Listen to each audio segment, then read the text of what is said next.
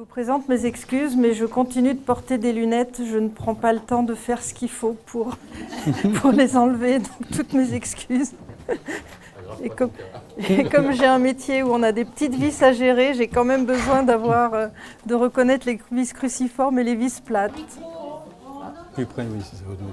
Pardon, donc oui, je vous disais, je vous présente mes excuses, je continue de porter des lunettes et j'ai un métier où on a des petites vis à gérer, donc il faut faire la différence entre les cruciformes et les vis plates. Et donc, je ne prends pas le temps, mais j'ai conscience de mon erreur. Bonjour, je vais dire la même chose, je garde des lunettes aussi pour le moment. Voilà. Donc, nous allons voir ce qu'est la réfraction. La réfraction, on va donc commencer par quelques définitions pour bien fixer ce que c'est. Alors, voilà le plan de la présentation. Donc, vous voyez, nous allons commencer par l'œil et ses structures, ensuite parler de tout ce qui est la myopie, l'hypermétropie. Laurence vous en a déjà fait un petit aperçu la dernière fois, hier, en vous disant que ce n'était pas des pathologies. Et effectivement, je vais un peu encore enfoncer le clou. Et puis après, donc voilà le plan de la présentation. Donc on va y arriver petit à petit. Voilà donc l'œil et ses structures. Alors, comme vous le voyez, comme vous le savez, la lumière rentre par la cornée, traverse donc les milieux transparents que sont la cornée, l'humeur aqueuse, le cristallin, le corps vitré, et va arriver directement sur l'aire maculaire, si vous regardez quelque chose en face, pour voir précis. C'est le seul endroit de l'œil qui peut voir quelque chose de précis. Autour, l'acuité visuelle est très dégradée parce que les cellules sont très éloignées les unes des autres et qu'il n'y a plus de cellules capables de voir capables de faire de la précision en périphérie. Il n'y en a qu'en centrale, au niveau de l'aire maculaire. Alors qu'en périphérie, c'est ce qu'on appelle la rétine d'alerte, c'est-à-dire c'est celle qui voit passer l'ombre et la lumière. Donc, dès que vous avez quelque chose qui se déplace dans votre champ visuel, ça vous permet de tourner les yeux vers cette chose-là de façon à voir précis ensuite avec la rétine centrale. Donc voilà, la définition des différents mots que j'ai mis tout à l'heure. Donc l'hémétropie. Donc l'hémétropie, c'est l'état de réfraction oculaire pour lequel la rétine est conjuguée de l'infini quand l'œil n'accommode pas. C'est-à-dire que quand vous regardez à l'infini, si l'œil n'accommode pas, ne fait aucun effort, c'est ce qu'on appelle l'hémétropie. Donc c'est l'œil au repos. Et c'est seulement si l'image est nette, l'image qui vient de l'infini est nette sur le fond de l'œil, que vous êtes dit hémétrope. Voilà.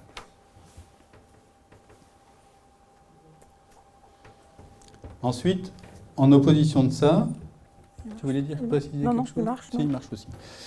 En opposition de ça, l'amétropie. Alors l'amétropie, c'est... Alors je vous laisse lire la définition, c'est pas la peine que je la lise. Donc c'est tous les défauts visuels qu'on venait d'énumérer, que Laurence a énuméré et que j'ai énuméré aussi. Et donc ces défauts visuels, on essaye de les compenser par des verres de lunettes, par des lentilles de contact, par des opérations ou par les différentes méthodes, BETS, et puis je crois qu'il y en a d'autres, mais je ne les connais pas les autres. Ensuite, la réfraction. Si je vais trop vite, vous me le dites. Hein. Ça va aller ? D'accord. Donc la réfraction. Alors la réfraction, c'est la mesure de la compensation de la métropie des yeux. C'est-à-dire quand on fait le synonyme, c'est l'examen de vue. Quand on fait l'examen de vue, on dit qu'on fait une réfraction. Alors je ne sais pas si au niveau des contrastes, est-ce que vous voyez les fils jaunes Non, c'est bon, c'est pas grave de toute façon. L'important, c'est que l'objet qui est regardé à l'infini, c'est supposé être à l'infini, se projette directement sur la rétine, et là, on appelle ça l'hémétropie. Et c'est la seule condition pour laquelle la personne verra net l'objet.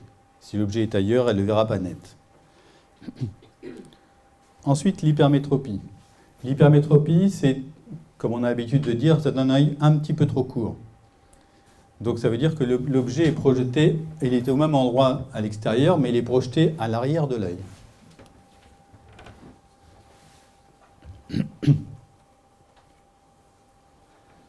La myopie, c'est son opposé. La myopie, l'objet est projeté en avant de la rétine, Donc il est vu flou aussi. Les yeux hypermétropes peuvent accommoder pour ramener l'objet, puisque l'accommodation se fait uniquement d'arrière en avant. Donc tous les objets qui sont en arrière, pour l'hypermétrope, s'il a la capacité d'accommodation requise, il peut les ramener sur sa rétine et les voir net. Alors que le myope, lui, il ne peut pas le faire parce que désaccommoder, on ne sait pas faire. Donc le myope, lui, il sera très handicapé. Si vous prenez un myope de moins 1 dioptrie, par exemple, lui, il ne pourra jamais mettre cet objet sur sa rétine, donc il verra toujours flou. Alors que l'hypermétrope de plus 1 dioptrie, lui, il pourra ramener l'objet sur l'arrière de l'œil. Donc il verra net à ce moment-là. Mais s'il n'y avait pas d'accommodation, le myope de 1 dioptrie et l'hypermétrope de 1 dioptrie seraient aussi handicapés l'un que l'autre.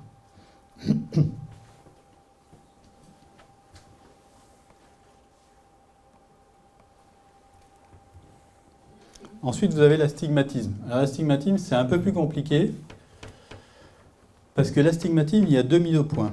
Un stigmate, je crois qu'en grec, pour ceux qui font du grec, un stigmate, c'est un point. Donc astigmate, ça veut dire que l'image d'un point n'est pas un point. Donc, vous voyez que cette croix ne se projette pas au même endroit sur la rétine, sur l'arrière de l'œil. Il y a une des branches de la croix qui est projetée plus en arrière que l'autre. Donc la personne, à ce moment-là, n'a qu'une partie de la réponse. C'est-à-dire quand elle regarde l'objet, elle ne voit que les horizontales ou que les verticales ou que les diagonales. Net. L'autre partie est floue. Mais l'astigmatisme ne déforme pas les images. La seule chose qui déforme les images, c'est la correction de l'astigmatisme. Le verre astigmate, lui, provoque une déformation, un allongement. Si vous êtes un peu astigmate et si vous avez eu l'occasion de mettre des verres astigmates, vous avez peut-être remarqué que vous aviez l'image qui s'allongeait ou qui s'étirait ou qui s'allongeait en horizontal. Voilà. Mais ça, c'est de la faute du verre. L'œil, lui, ne déforme pas les images. Simplement, vous avez une partie du message net et l'autre partie floue, à condition de pouvoir mettre au point une des deux parties de l'image. Ce qui fait que c'est un peu troublant pour les astigmates parce qu'ils arrivent à décoder certaines images et on se demande comment ils font. Et en fait, c'est simplement le cerveau qui reconstitue le reste de l'image. C'est assez troublant. En fait, il marche le micro? Non. Vous entendez là avec le micro? Alors, tiens, on saute. En fait, vous pouvez avoir un astigmate qui est un axe qui soit hémétrope et l'autre axe qui soit myope, soit hypermétrope. Et vous pouvez aussi avoir une partie hémétrope et dans l'astigmatisme, un œil qui va avoir un axe myope et un axe astigmate. Donc ça fait des configurations qui sont assez difficiles. Il peut accommoder dans un axe et ne pas accommoder dans l'autre, pour essayer de compenser ce défaut. Non, ça marche toujours. Bon. Alors, l'astigmatisme comme l'hypermétropie, l'œil a le réflexe de les compenser s'il le peut. Donc ça veut dire qu'il va mettre automatiquement en marche son accommodation, soit pour compenser l'astigmatisme, c'est-à-dire pour essayer de ramener une des deux images au bon endroit pour pouvoir reconnaître le dessin qu'il regarde, soit pour l'hypermétropie, à ce moment-là, il va ramener l'image complète sur la rétine. Mais cette accommodation demande un effort assez énorme. Et du coup, ça provoque chez ces personnes des maux de tête, des fatigues très rapides, des picotements des yeux, les yeux rouges, enfin bon, plein de ce qu'on appelle des signes asténopiques. Et la presbytie, bon, qui n'est pas un défaut visuel, la presbytie qui est provoquée par l'accommodation diminuante, l'accommodation insuffisante, qui fait que l'œil ne peut plus faire son travail pour vous permettre de voir de près. Donc, comme il est communément acquis, la presbytie démarre à 45 ans, et puis elle s'arrête quand on a fini de... Elle s'arrête aux alentours de plus de 75 en optique, en tout cas, ce qui correspond à peu près à une distance de 30 cm, 35 cm. C'est-à-dire, quand on considère qu'il n'y a plus du tout d'accommodation, à ce moment-là, la presbytie s'arrête. L'évolution de la presbytie s'arrête. Alors, je vous ai mis un superbe cristallin. Alors, évidemment, il n'est pas dans le bon sens. Hein, le pôle antérieur, c'est-à-dire l'avant du cristallin est en haut. Vous voyez, il était un peu plus plat à l'avant et un peu plus bombé à l'arrière. Alors ce cristallin, quand il est complètement à plat, quand il est étiré, il n'accommode pas, et quand il est relâché, à ce moment-là, il grossit et sa puissance augmente, et du coup, il permet de voir de près. Et alors, ce cristallin, en fait, on va le voir plus tard, il se modifie au cours de la vie. Alors, voilà, donc tout ça, c'était pour vous dire que pour que tout coïncide, aussi bien les puissances des différentes lentilles, la cornée, l'humeur aqueuse, le cristallin, le corps vitré, que tout ça coïncide avec la longueur de l'axe antéro-postérieur de l'œil, c'est vraiment un miracle parce que chaque puissance de lentille, une lentille, on calcule la puissance d'une lentille avec l'indice du matériau, c'est-à-dire sa composition, et avec la courbure de la face avant, la courbure de la face arrière, et son épaisseur. Et tout ça, ça donne la puissance d'une lentille. Donc vous voyez tous ces paramètres pour chacune des lentilles, plus la longueur de l'œil, et tout ça, comme par miracle, ça arrive au fond de l'œil. Donc là, comment ça peut se faire? À vous de trouver. Donc voilà. Alors là, on va commencer à décomposer les différentes tranches d'âge. Donc jusqu'à 6 ans, on a une maturation du système visuel. Alors comme vous le disiez Laurence hier, vous avez nous partageons le système visuel en 3 parties. L'émétropisation, c'est-à-dire la mise à foyer, tout ce qui met l'image au net sur le fond de l'œil. La binocularisation, c'est-à-dire le fonctionnement des 2 yeux en même temps, pour vous permettre d'avoir une convergence, pour vous permettre d'avoir une seule image nette, et pas 2 images. Et l'identification, après, c'est tout ce qui est le système de reconnaissance au niveau du cerveau, c'est est-ce que l'image qu'il voit, il arrive à la reconnaître.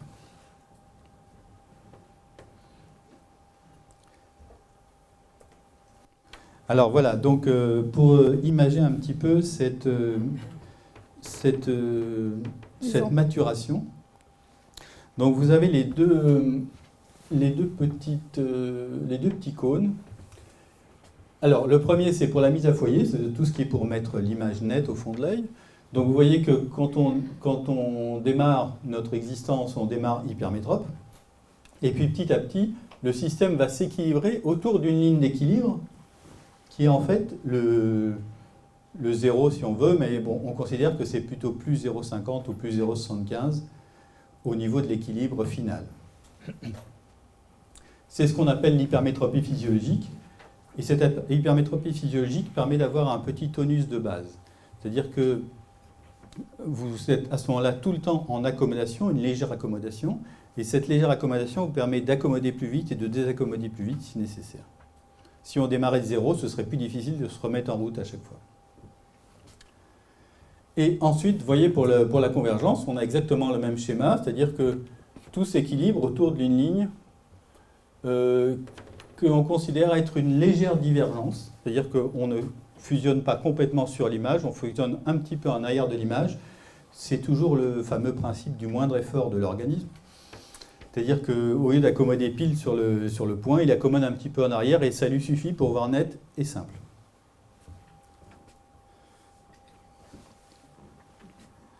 Tu as quelque chose à rajouter, non? Il n'y a pas de micro. Il n'y a pas de micro? Si tu le veux, tu le demandes. Si. Vas-y. Il y a une technique où on peut faire une skiascopie sur un œil. En fait, on envoie de la lumière dans l'œil avec un certain mouvement, un balayage.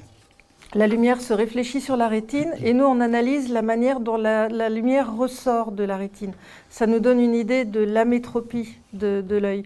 Et quand on prend un bébé, quand il a faim, en général, il pleure, il est assez difficile à manager.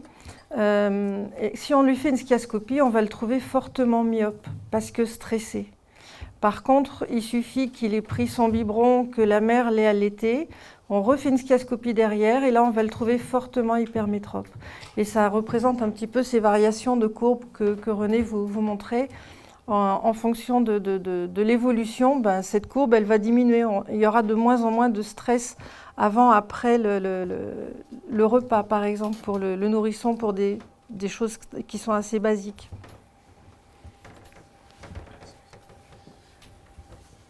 Alors, pour revenir un petit peu sur ces schémas, j'ai sauté une petite partie dont je voulais vous parler. Cette équilibration autour du point de la ligne d'équilibre, en fait, ça explique pourquoi c'est assez délicat de corriger trop tôt un enfant hypermétrope. Parce que à partir du moment où on lui met des lunettes, cette fameuse ligne d'équilibre ne sera plus à 0, elle sera à la valeur des lunettes. Donc si vous lui mettez des lunettes devant le nez et qu'elles sont à plus 1, plus 2, plus 3, eh ben, le système va essayer de s'équilibrer autour de cette ligne-là. Et du coup, involontairement, vous allez fabriquer un hypermétrope. Mais d'un autre côté, il faut faire la part des choses. Si on corrige assez tôt un hypermétrope, c'est pour essayer de ne pas avoir de strabisme. Parce que cette hypermétropie, cette tension, cette crispation risque de provoquer un strabisme. Donc on est partagé entre est-ce qu'il faut soulager l'hypermétropie pour éviter le strabisme et créer un hypermétrope, ou est-ce qu'il vaut mieux laisser et puis on verra bien ce que donnera le strabisme, s'il y en a un jour ou pas. Et c'est assez délicat comme choix. Voilà. Mais c'est vrai que si on corrige trop tôt un hypermétrope, il va s'équilibrer autour de ça. Attends, je prends le micro. Et en même temps, si vous avez un seul œil qui est hypermétrope et l'autre qui ne l'est pas, si on ne tient pas compte de cette hypermétropie, l'œil ne se développe pas de la même manière que l'autre, et puis on a un œil qui va être en vision moindre. Ça marche ? Ça marche ? Ça marche ? Ça marche ? Non, ça marche. Vous m'entendez là ? Oui. Ça marche quand tu tapes, mais pas quand tu parles. Il faut mettre la patate. Pratique. D'accord, merci. Voilà, donc la tranche d'âge de 6 ans à la fin des études, vous avez toutes les difficultés pour la vision qui se présentent. Vous avez l'apprentissage de la lecture qui demande quand même un gros effort de mémorisation, de reconnaissance de caractère. Et donc ce gros effort, c'est lui qui risque de provoquer tous ces problèmes que rencontrent les différents psychologues au niveau dyslexie et tout ça. Parce que toute l'énergie qui est pompée par cet effort, eh ben, elle est là, elle est en moins pour la mémorisation, la compréhension et tout ça. Comme si on était un énorme réservoir d'énergie et que chaque partie de notre énergie était partagée pour toutes nos activités. Donc voilà. Alors les problèmes asténopiques, on en a parlé, donc c'est tous ces maux de tête, tous ces yeux rouges, tous ces picotements des yeux. Et donc, tout ça, au cours des études, cet effort est tellement important que les systèmes essayent de s'adapter. Et la grosse adaptation que tous les systèmes ont trouvée, c'est la myopie. Et donc, cette myopie, c'est ce qu'on appelait une myopie adaptative, parce qu'effectivement, au départ, on appelait ça une myopie scolaire, et puis on s'est aperçu que même les personnes au travail pouvaient devenir myopes. Donc du coup, on a changé le mot scolaire par adaptative. Et en fait, c'est une défense du système visuel pour essayer d'éviter de faire trop d'efforts. Parce qu'un myope, à partir du moment où il est myope, il est focalisé automatiquement sur la vision de près sans faire d'efforts. Bon, la contrepartie, c'est quand il regarde de loin, il voit flou.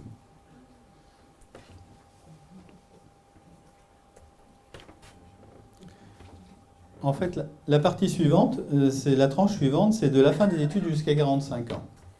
Alors pourquoi 45 ans ? Parce que 45 ans, c'est l'âge supposé de la presbytie, donc je me suis arrêté là.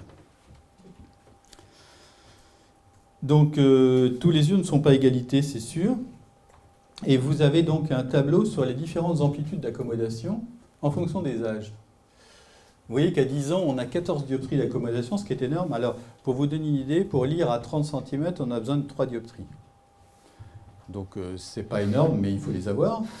Et la règle qu'on se donne en général, c'est qu'il faut regarder environ la moitié d'accommodation non utilisée pour être confortable.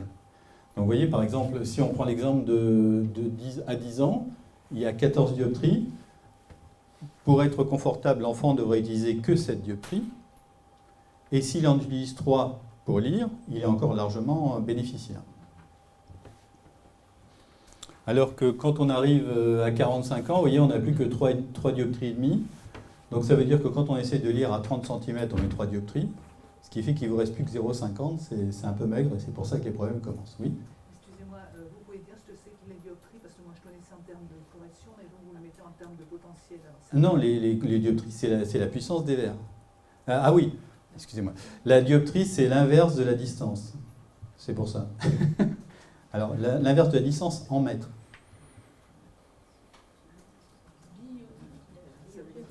Pardon ? Avec un D, D comme Daniel. Dioptrie, D-I-O-P-T-I-R-I-E-S.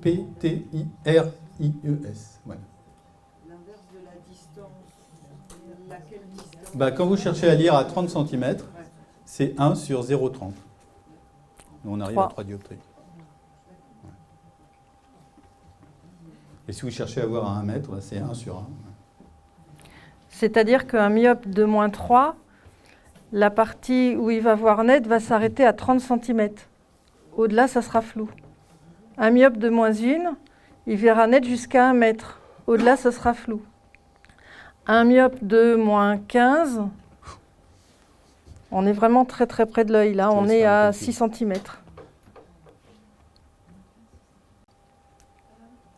Oui. Un myope de moins 3, il va voir net jusqu'à 30 cm. 1 sur 3, voilà. Au-delà de 30 cm, ce sera flou. Ça fera 0,30 m. On définit la distance qui va être nette. En fait, au niveau de mon doigt de la main gauche, vous avez la distance qui est la plus proche de l'œil que vous allez lire. Ça, c'est le punctum proximum. Et vous avez, au niveau de ma main droite, pour un myope d'à peu près une dioptrie, un myope de moins 2, à peu près 40 cm. Oui, parce que moins 2, ça va faire 40 cm. Hein, donc, en fait, le myope, il va voir entre mon doigt et ma main. Mon doigt de la main gauche et ma main droite. Ça va être la seule distance où il va avoir une vision nette. Entre le punctum proximum et le punctum remotum. Le punctum remotum, c'est celui de ma main droite.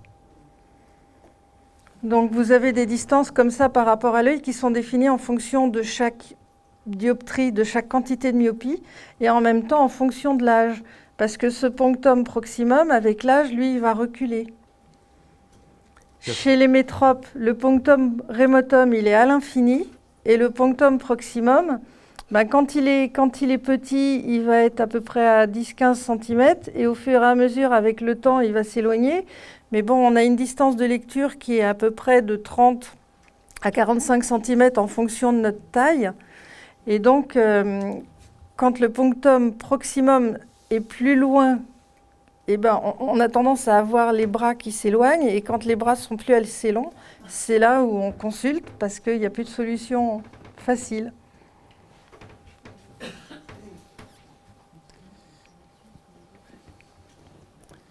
Voilà. Ensuite, la tranche d'âge suivante que j'ai choisie, c'est entre 45 ans et l'âge de la cataracte, puisqu'à partir du moment où on a une cataracte et qu'on est opéré de la cataracte, on met un implant et l'œil n'est plus le même, puisqu'on a changé une des lentilles de l'œil.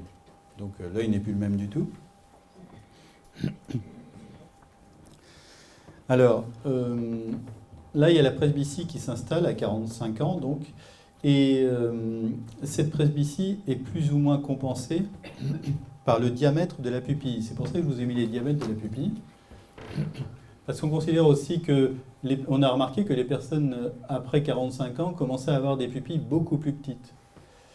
Et alors cette pupille plus petite, pour ceux qui font de la photo, provoque une augmentation de la profondeur de champ, ce qui fait qu'au lieu d'avoir une mise au point précise, ça permet d'aller de là à là, par exemple, d'avoir une netteté de là à là. Donc ça donne une latitude de réglage physique, naturelle. En fait, oui. Naturel. Alors que quand vous regardez les jeunes, les enfants, ils ont en général des pupilles comme des soucoupes. Hein, là, il n'y a pas de compromis, c'est où on est net là, où on n'est pas net. Donc là, ils sont bien obligés d'utiliser leur accommodation.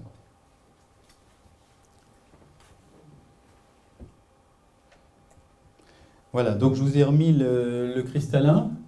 Alors le cristallin, vous voyez, on en parlait hier, il est fait de plusieurs couches qui sont en fait comme un oignon, des couches les unes par-dessus les autres.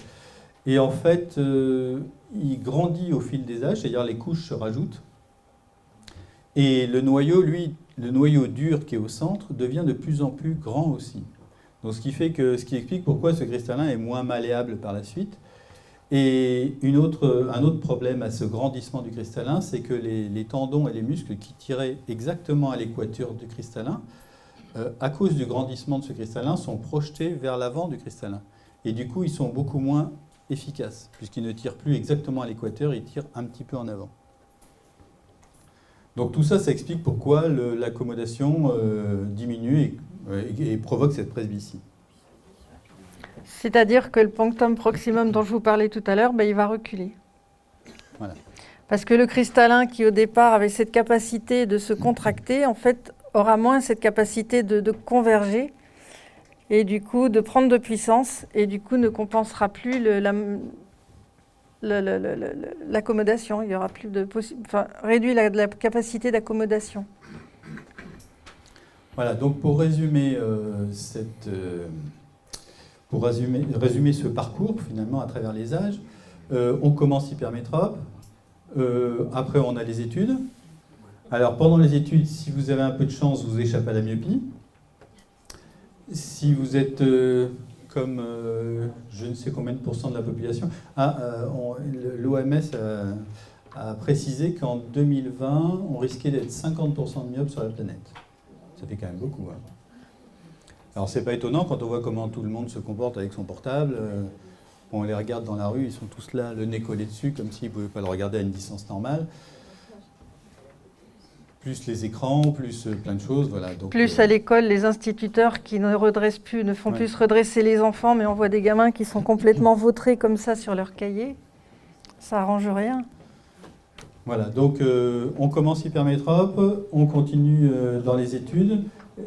Ceux qui ont un petit peu de chance, si on peut dire, évitent la myopie. Et après ça, vous avez la vie du travail qui risque aussi de vous faire devenir myope, mais moins facilement, puisque à ce moment-là, le système est moins malléable. Et puis, vous atteignez l'âge de la presbytie, et là, la vision de près commence à faire défaut. Après, il y a l'opération de la cataracte, et là, l'œil n'est plus le même. Ah, si vous arrivez à trouver un moyen pour éviter l'opération de la cataracte, on est tous preneurs. Bah, tout le monde, non, il y en a qui évitent. Moi, je connais des personnes qui ne se sont pas fait opérer. Hein. On a eu une très bonne intervention hier qui disait qu'on pouvait éviter la cataracte. Voilà. Et oui, si vous prenez les oligo-éléments comme le silicium, le sélénium et le magnésium base, vous reprenez de l'accommodation, votre cristallin se stabilise dans 40% des cas et s'améliore même dans 20% des cas. Et ça, je l'ai prouvé avec un appareil qui mesure la densité optique du cristallin dans l'axe. De toute façon, on a le livre, donc on va se documenter. Hein. Oui, mais je peux vous dire que ça marche très bien. Bah, tant mieux, on va essayer tout de suite. Voilà, donc si vous n'êtes pas opéré de la cataracte, c'est très bien. Vous allez continuer avec vos petites lunettes de vision de près pour la presbytie ou par la méthode BETS, si vous faites la méthode BETS. Voilà.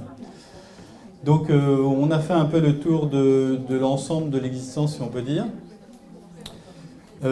Moi, j'ai eu un grand-père qui n'a jamais été opéré de la cataracte, qui n'a jamais pris de sélénium, je ne sais pas comment il faisait, mais il voyait toujours très bien. Voilà. Et il est décédé à 99 ans. Voilà. Pardon ?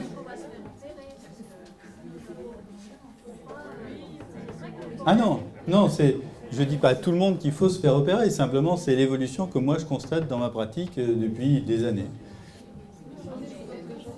Alors, ce n'est pas forcément inéluctable, la preuve. Voilà, et donc là, vous avez un superbe myope ici. Et vous voyez, on lui demande de lire « Bientôt on ne portera plus de lunettes ». Et lui, il dit « J'aimerais bien voir ça ».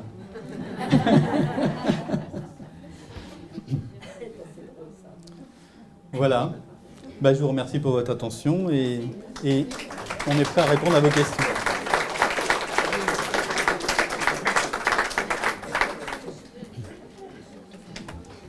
Oui. Un micro peut-être. Je vais donner. Tu lui donnes ou je donne ? S'il marche moins bien, ça va se passer rien. Ah. Il faut être complètement collé dessus. Déjà, hier, on a dit qu'on était d'abord hypermétrope, C'est ça. Moi, j'ai une personne de mon entourage qui me dit j'étais myope à 4 ans. Ça existe, ça? Ah oui, oui, bien sûr, on peut Mais comment ça se fait? Après, je sais pas, après c'est des problèmes génétiques, je sais pas. Hein, Ouais. après c'est... Familial. Oui, c'est ça. Myopie forte. Alors, le myope, Oui, parce que... quand j'en ai eu des myopes qui avaient 3-4 ans, c'est cette myopie.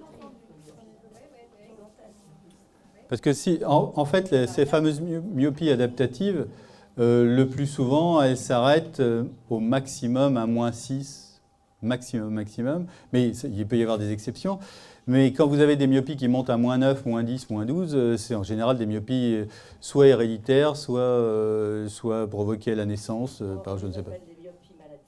Ah, des myopies maladies à ce niveau-là. Parce que ça peut aller jusqu'à, moi j'en ai vu jusqu'à -25. Ah oui, Effrayant. ça peut être très, très loin. Des bouteilles dans les yeux. Mais les myopies les plus courantes, enfin nos fabricants le savent bien, nos fabricants de verre, la moyenne des myopies adaptatives, c'est aux alentours de -3. Donc il y en a en dessous, il y en a au-dessus, mais la moyenne est à -3. Oui. Vas-y. Ah, il faut parler plus fort là. Ou le rapprocher. Si on lit les articles du docteur Bates, qui a officié dans les... Ça sert à rien de parler. Ça sert à quelque chose. Qui a officié dans les écoles primaires, il s'adressait aux instits et il disait qu'on devrait interdire la profession d'instit dans les petites écoles aux gens qui portaient des lunettes. Parce que les enfants arrivent et voient le maître et la maîtresse qui savent tout, évidemment, et ça les conditionne et ils se disent, ben moi, quand je serai grand, je serai comme le maître et la maîtresse, je porterai des lunettes. Alors, avant même d'arriver à l'école et de voir les lunettes sur ces gens qu'on admire, dans le temps on admirait plus que maintenant, apparemment c'est plus trop le cas, mais il y avait aussi le milieu familial. Oui, c'est ça. Le père et la mère qui se penchaient avec adoration sur le berceau et qui portaient des lunettes, sans compter les grands-parents. Et là, il y avait déjà un conditionnement. Alors je ne sais pas si c'est tellement instituteur, c'est surtout les parents. Hein. Les enfants veulent faire comme la mère, comme le père et tout ça. Ah, bah, ils portent des lunettes, on a envie de porter des lunettes. Hein. Mais ça se voit en magasin régulièrement. Hein. Après, il y a les comportements aussi. Parce que le myope, il va donner beaucoup d'importance aux détails et à ce qui est juste autour de lui. Donc lui, il va déclencher cette myopie, alors au détriment de la vision de loin. Et donc vous avez des faire de myopes très certainement aussi, parce qu'on donne de l'importance à la lecture, parce qu'on va moins taper dans un ballon de foot le week-end, parce qu'on reste... Et puis alors maintenant avec les tablettes, il suffit de voir un gamin de 1 an et demi, comment il prononce le mot tablette, ça fait peur. Parce qu'on a l'habitude d'entendre que la myopie est héréditaire, mais qu'est-ce qui est héréditaire? Est-ce que c'est la myopie ou est-ce que c'est le comportement? C'est ça que la seule façon de le savoir, ce serait de prendre un enfant d'une famille myope et de la mettre dans une famille hypermétrope, mais on ne peut pas faire ça. Hein. Donc on ne saura jamais, mais à mon avis, c'est beaucoup les comportements. Hein. Parce que bon, les parents lisent tous très près, mal éclairés, dans de mauvaises postures et tout ça. Les enfants font la même chose et les parents n'y font pas attention, puisque c'est leur fonctionnement aussi. Donc du coup, ils font tout pour que les enfants deviennent myopes aussi. Alors comment faire la part des choses, on ne sait pas. Si les enfants lisent de trop près et trop longtemps, mal éclairés, ils font tout pour devenir myopes. J'ai fait mes études et j'étais pensionnaire. Et en terminale, on avait la chance d'avoir une petite chambre et d'être chacun séparés les uns des autres. Et on travaillait le soir et on avait un plafonnier et on avait une lampe de bureau. Et je revois le directeur rentrer, parce qu'il faisait de temps en temps un peu une ronde. Il rentre dans ma chambre et il me dit « Mais pourquoi tu as les 2 lumières d'allumées ? C'est pas plus intéressant d'avoir que ta lumière qui éclaire ton plan de travail ?» Alors je lui ai expliqué que non, c'était parce que j'avais déjà un père qui était optométriste. Et je lui ai dit, ben non, la vision centrale c'est bien, mais il faut qu'il y ait aussi la stimulation de la vision périphérique, parce que sinon il manque un petit morceau. Donc lui il est reparti, il n'était pas très très ravi, parce que il y avait double consommation d'électricité. Non, puis alors, si vous regardez, quand vous promenez en ville, le soir, si vous regardez à travers toutes les fenêtres des immeubles, quand vous voyez des fenêtres éclairées en bleuté, qui bouge beaucoup comme ça veut dire que les gens regardent la télé dans le noir. Ben voilà, pour devenir myope, il n'y a rien de tel. Qui continue. On néglige beaucoup la vision périphérique, mais il faut quand même que la vision périphérique puisse toujours percevoir les murs et les objets sur les côtés. Autrement, la vision centrale se spécialise et vous tombez dans la myopie automatiquement. À ce propos-là, sans se lancer dans un grand débat, il y a eu un grand changement au niveau des lumières ces dernières années. Oui. Voilà, moi je ne suis pas convaincue que les lumières qu'ils nous proposent à l'heure actuelle soient vraiment bénéfiques à la vision. Qu'est-ce que vous en pensez ? Je pense pas qu'ils aient fait ça pour la vision. Ils ont fait ça pour la dépense d'énergie. C'est-à-dire, quand on voit des LED ou des halogènes et tout ça, c'est au niveau énergétique, c'est quand même beaucoup moins énergivore. Maintenant, pour ce qui est de la vision, ils s'accordent tous à dire qu'il y a trop de bleu dans ces lumières. Donc du coup, le bleu va venir abîmer la rétine centrale. Et puis en plus, pour nous, c'est un peu déstabilisant parce qu'on voulait dire aux enfants, bah voilà, mets une ampoule de 40 ou 50 ou 60 watts sur ton plan de travail pour éclairer ton texte et avoir une lumière d'ambiance. Maintenant, qu'est-ce qu'on leur dit ? On leur dit, mets une halogène, mets une LED. On n'a plus de valeur de puissance à leur dire. Alors s'ils mettent trop fort, ils s'éblouissent et c'est inconfortable aussi, c'est un stress aussi, qui peut se transformer en myopie. Et s'ils mettent pas assez fort, bah, c'est insuffisant et peut devenir myope aussi. Donc là, on est... Ah, tu es... Voilà, il veut dire quelque chose. Je voudrais rajouter quelque chose. Les fabricants ont fait de nombreux progrès au niveau des fameuses lampes à LED qu'on utilisait il y a quelques années, puisqu'on était dans des lumières effectivement très bleues. Aujourd'hui, c'est plus le cas. Elle existe toujours, hein, ces lampes à LED. Ce qu'il faut regarder avant tout, c'est la température de couleur de la lampe. Maintenant, vous avez, c'est obligatoire sur tous les emballages, la température de couleur exprimée en degrés Kelvin. Les fabricants ont mis au point des températures de couleur de 2700 à 3000 degrés Kelvin qui correspond à la température de couleur des lampes halogènes ou des lampes à incandescence. Donc ils ne présentent plus le bleu qui était aussi délétère pour nos yeux. Il n'empêche qu'il y a un pic en bleu. Il y a quand même un pic en bleu. Mais il est beaucoup moins important que dans des températures de couleur de 4 à 6 000 comme on avait il y a 2 ans. Hein. Voilà, c'est ce que je voulais ajouter. De 2 à 3 000 de Kelvin. 2700 à 3000 degrés Kelvin.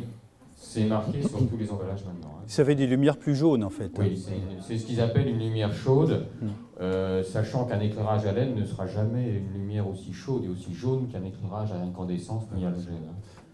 Mais bon. Il y a une question. Vas-y.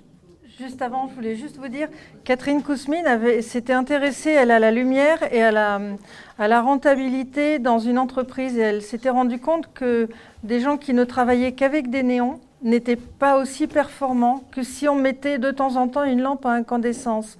Et la lampe à incandescence, elle amenait du rouge. Et ça rééquilibrait et les gens travaillaient plus rapidement. Et ça date d'il y a 30... Sauf que maintenant, l'incandescence... Vas-y, pose ta question. On peut trouver aussi des ampoules plein jour, Oui. 6400 Oui. Kelvin, Oui. qui nous redonnent tout le spectre. Oui. Oui. C'est bien, ça aura un prix équivalent. Mais là, ça peut être un peu éblouissant des fois quand on a des travaux de près. D'ambiance, c'est bien, mais de près, c'est pas bien. Les fabricants de loisirs, de précision, pour les maquettes, pour la broderie, etc. Ouais. Ils ont, eux, pour la peinture, bien sûr, ils ont, eux, ces lampes qui sont à moins de 10 € et ils les fournissent comme matériel utilisé pour ces loisirs. Et l'avantage, c'est que ça ne dénaturera pas la couleur, puisqu'il n'y a pas trop de jaune, pas trop de bleu, pas trop de vert. Enfin. Et c'est beaucoup moins cher que la luminothérapie. Oui, tout à fait. C'est un incandescence? Non. C'est LED. C'est LED, oui, c'est ça. Il faut mettre très très près. Très près, très près. Par rapport à la couleur bleue, il y a des lunettes un peu bleutées qui seraient, soi-disant, bonnes pour les enfants. Oui, mais il faut... Non, mais si, il faut... Faut parler plus coller, fort, faut parler coller, faut plus fort. coller. Ça marche mieux. Oui. Par rapport à la couleur bleue, il y a des lunettes de couleur un peu bleutée qui seraient bonnes pour fatiguer moins les yeux sur les ordinateurs. Ouais, ça, Qu'est-ce qu'il en est de cette histoire-là? On en voit beaucoup dans les salons bio, zen et naturels. Voilà. Vas-y, vas-y. En fait, quand vous regardez quelqu'un qui porte des lunettes, vous avez un anti-reflet. Le mien est verdâtre parce qu'il coupe plus la lumière verte. Par contre, pour couper la lumière bleue, vous allez avoir un reflet qui va être plutôt bleu-violacé. Et là, la lumière bleue, en fait, s'arrête à l'entrée du verre. Donc il y a deux choses, soit il y a un traitement anti-reflet qui le fait, soit maintenant dans la matière, ils arrivent à mettre un filtre qui coupe cette lumière bleue.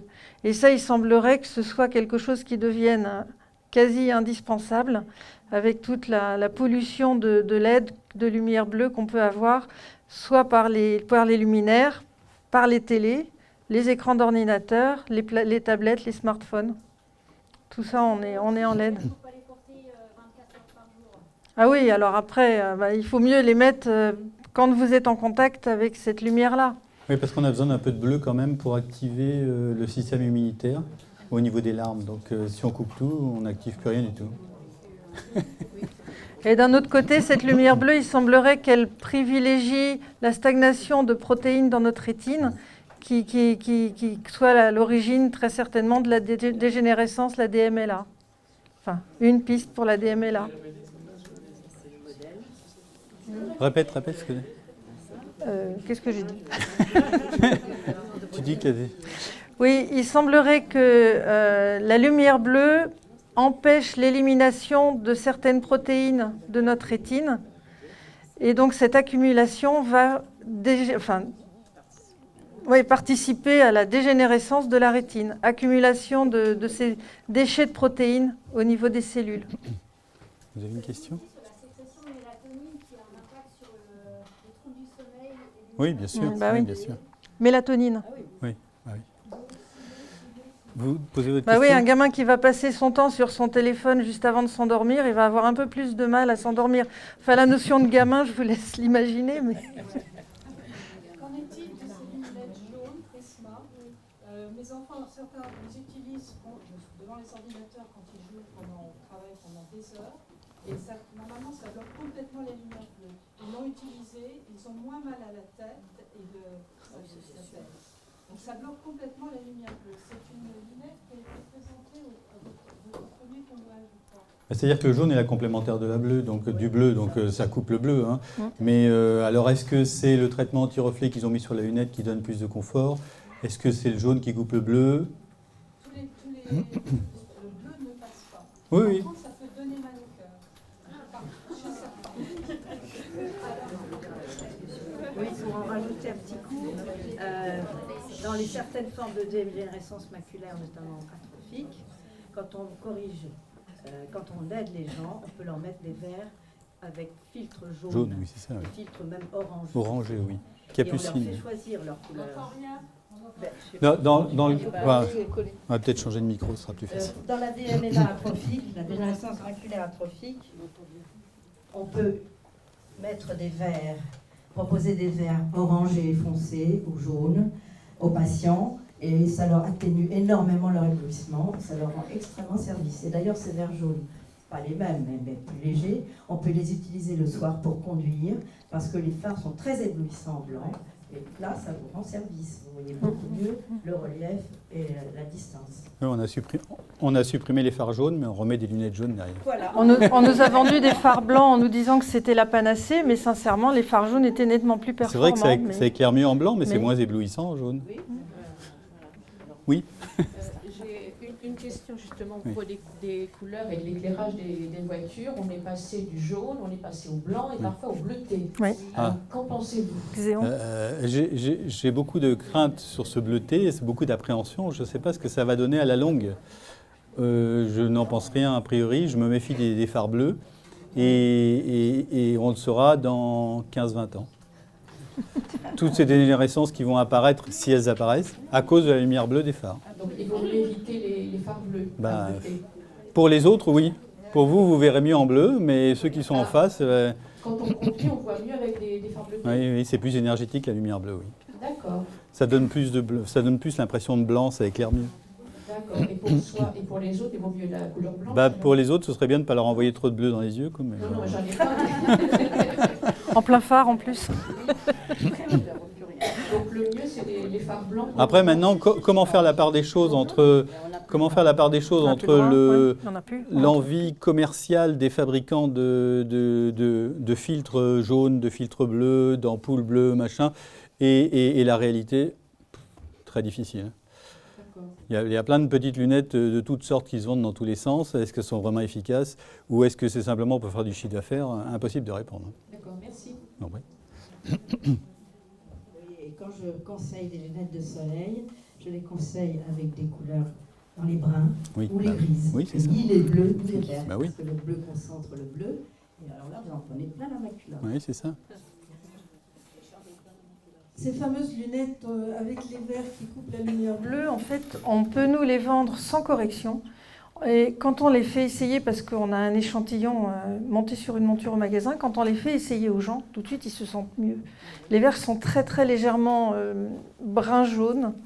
Et tout de suite, on fait essayer, on regarde la réaction des gens, on dit « Ah, oui, mais je crois que vous en avez, c'est ce que vous avez. Hein, oui. » La dame qui est là a ce genre d'anti-reflet. Trop tard. Allez-y. Oh, du coup, c'est moi qui ai le micro qui ne marche pas, mais il y a celui-là qui marche en principe, non? Il reste combien de temps? On peut s'arrêter tout de suite? C'est un entretien extrêmement difficile. Dès que c'est une petite poussière, vous frottez vous-même. Si vous ne frottez pas avec le petit... Excusez-moi, il y a On une n'entend pas. Non mais... Pardon.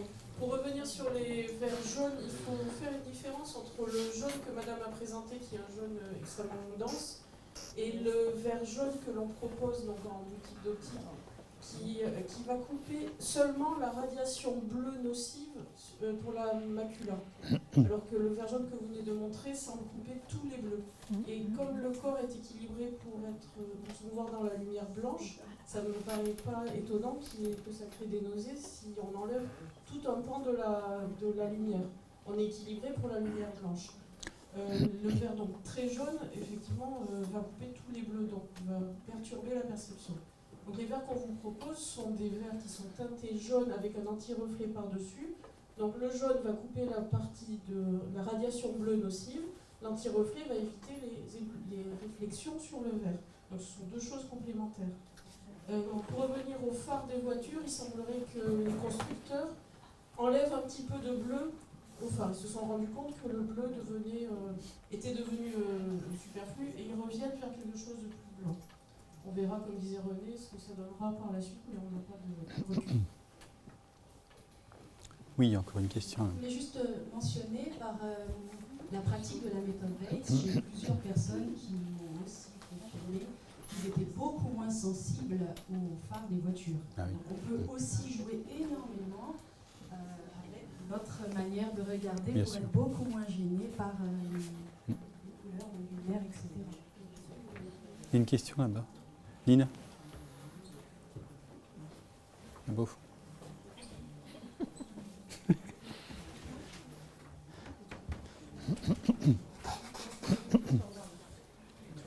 Juste une dernière chose, la méthode Bates effectivement va permettre d'être moins ébloui, mais l'apport de lutéine va permettre aussi de nourrir la rétine pour qu'elle soit plus résistante. Lutéine est aussi vitamine C. Zéaxanthine. Et zéaxanthine. Et zéaxanthine, bien sûr, oui, et tous les nutriments qui peuvent renforcer le pigment rétinien. Ce qui est une très bonne introduction à la prochaine présentation. Il On arrête.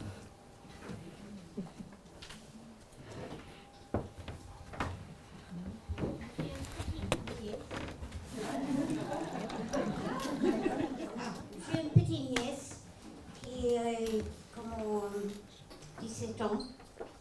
Elle est dyslexique. Et on a trouvé que ce que se dérange avec les dyslexie, c'est à lire, c'est le blanc et le noir. Et le blanc et le noir, c'est dérange le cerveau. Elle a des lunettes spéciales pour lire avec le papier orange ou jaune. Et elle a les lunettes spéciales. Et chaque personne qui a le besoin a un système individuel pour trouver les couleurs qui sont meilleures pour eux. Oui. Bon. Ben, On va arrêter. une dernière question et puis après on arrête. Ah, pardon. Alors, une avant-dernière question. D'abord, je vais confirmer qu'effectivement, quand on intègre bien dans sa vie le ciment, les pratiques de la métoplex, tout ce qui est luminosité du soleil, mais même naturel, et donc les écrans, les phares, on est moins sensible. On est moins sensible, oui, c'est ça. On arrive mieux à supporter. N'empêche que, alors, de toute façon, en fait, j'ai deux questions. J'ai une question sur les écrans, la protection plutôt que des lunettes. Qu'est-ce que vous pensez des les écrans enfin les filtres sur les écrans, quelle couleur serait mieux pour aider. Et l'autre question, c'est par rapport au sujet même là, de la réfraction, étude de la réfraction. Est-ce que vous avez expérimenté, comme de ce que je me souviens, Bex, il utilisait à 2 mètres de distance le rétinoscope. Oui, c'est ça. Parce que moi, je vois, pendant 35 ans, à peu près, je portais des lunettes. Les espaces de progression, c'était justement quand j'ai commencé, à partir de l'adolescence, à les retirer. Et depuis 9 ans, je ne mets plus de lunettes. J'ai progressé nettement. Et je suis retourné pour la première fois depuis 9 ans, non, c'est 8 ans, ça fait 9 ans que je ne suis pas allé voir l'ophtalmo.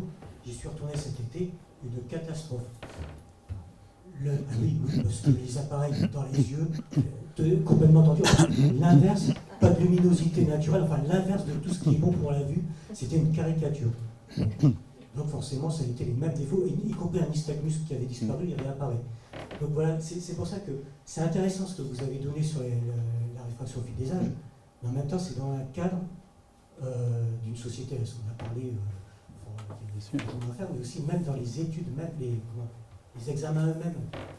Est-ce que vous faites l'expérience d'étudier à 2 mètres de distance dans un éclairage correct? Enfin, je ne sais pas exactement, il faudrait relire comment faisait Bex, alors, pouvoir étudier autrement. Ça marche? Oui. Oui. Alors, on ne le fait pas à 2 mètres de distance, mais la schiascopie dont parlait Sophie, c'est la rétinoscopie. C'est la rétinoscopie dont parlait Bex. Donc c'est la même chose, simplement c'est le mot anglais. Et on l'a fait par souci de praticité, on le fait à distance de bras parce que ça nous permet d'avoir l'autre bras pour changer les verres, pour savoir quel verre il faut mettre devant l'œil. À quelle distance de l'œil de la personne? Selon la distance de nos bras, on est à 75 cm ou 45 cm ou 60 cm, ça dépend. On n'est pas collé, on n'est pas à 2 mètres parce qu'à 2 mètres, on ne pourrait plus agir sur l'appareil pour changer les verres. Alors c'est vrai qu'on pourrait faire la schiascopie en s'éloignant et en se rapprochant, mais si les sujets ne sont pas myopes, pour avoir la bonne schiascopie, il faudrait se mettre à l'infini, et ça, on n'a pas des salles d'examen de vue assez grandes. Non, parce que moi, ce que j'ai eu du mal à faire comprendre à l'ophtalmo, c'est d'avoir l'examen de mon œil tel qu'il est naturellement sans verre. Sans verre, c'est assez difficile, puisque le verre nous permet de ramener l'image où on veut pour savoir où en est l'œil, en fait. Et c'est pour ça que moi j'utilise un schiascope et Sophie aussi, et qu'on n'utilise pas le fameux réfractomètre, vous savez, ces appareils automatiques, on vous met sur une mentonnière, et puis on vous fait regarder une montgolfière qui s'éloigne, qui se rapproche et tout ça. Mais comme c'est la rétine périphérique qui va décider de votre accommodation, comme la rétine périphérique, elle est complètement bloquée par l'appareil et qu'elle n'est pas bête, elle sait bien que l'appareil est là. Donc tout coup, c'est comme ça que tous les gens sont corrigés en myope, ou alors que tous les hypermétropes sont sous-corrigés. Et c'est pour ça que nos fabricants d'appareils, enfin que les fabricants d'appareils, parce que moi j'en ai pas, mettent un point d'honneur à essayer de trouver des algorithmes qui permettent de ruser avec cette accommodation pour faire comme si elle n'était pas là et tout ça, ce qui est absolument impossible. Et c'est pour ça que c'est toujours faux avec ces appareils automatiques. Mais ça, alors c'est pour ça que dans un examen de vue, on arrête bientôt. Il y a une dernière question, puis on arrête. Dans un examen de vue, l'examen de vue objectif, c'est-à-dire dans les appareils, c'est la base pour savoir où on va. Et après, tout ce qui est important, c'est tout l'examen de vue subjectif, c'est-à-dire que tous les tests qu'on fait en regardant un tableau d'acuité en prêchant le faux pour savoir le vrai et tout ça. Enfin, toutes nos techniques optométriques, c'est la seule chose qui est vraie parce que c'est la seule chose qui est in vivo, alors que tout le reste, c'est in vitro. Voilà. Donc, c'est pour ça que... Il faut du temps. Et une dernière question rapidement, puisqu'il faut qu'on arrête. T'as le micro ? Non, non. Il est où le micro ? Voilà. Oui, dans les filtres, dans les verres, je conseille les filtres interférentiels Oui. qui ne modifient pratiquement pas la couleur et pas du tout les anti-reflets parce que les anti-reflets sont d'un entretien extrêmement délicat. Et dès qu'il y a une petite poussière, ça fait Ah oui, c'est ça, oui. des choses. Vous frottez, vous nettoyez. Si vous n'avez pas de bon chiffon pour le faire, vous rayez vos verres. Voilà. Ça coûte horriblement cher à changer. L'anti-reflet, comme il n'y a pas de reflet. Les interférentiels. Voilà. Les anti-reflets, comme... Oui. Oui. J'aurais voulu vous demander si vous aviez l'expérience dans votre pratique quotidienne, et moi je l'ai eu, c'était extrêmement intéressant, des trousses télopéiques. Oui, bien sûr. Parce qu'il y a des lunettes à trousses télopéiques qui ne sont pas inintéressantes à utiliser pour certaines personnes pour les fatiguer et faire un mésopin sans correction. Voilà, c'est ça. Alors le trousse sténopéique lui-même, son principe, c'est que quand on regarde une image et qu'on est flou, parce qu'on est soit hypermétrope, soit myope, l'image étant composée d'une infinité de points, chaque point est une tâche quand c'est flou. Et il y a tellement de tâches que ça devient une bouillie que l'œil ne peut plus analyser. Alors quand on met un trou sténopéique, ça limite le nombre d'informations, donc ça limite le nombre de tâches, et du coup le cerveau est capable de refaire son travail pour reconnaître l'image. Alors qu'avant, il ne pouvait pas le faire. Oui, le trou sténopéique, on s'en sert souvent.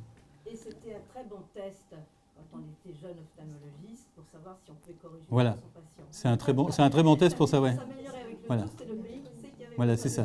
Si ça s'améliore au trou sténopéique, c'est qu'il y a de l'espoir, autrement, c'est même pas la peine de se fatiguer. Oui. Voilà, écoutez, je vous remercie pour vos questions, et puis voilà.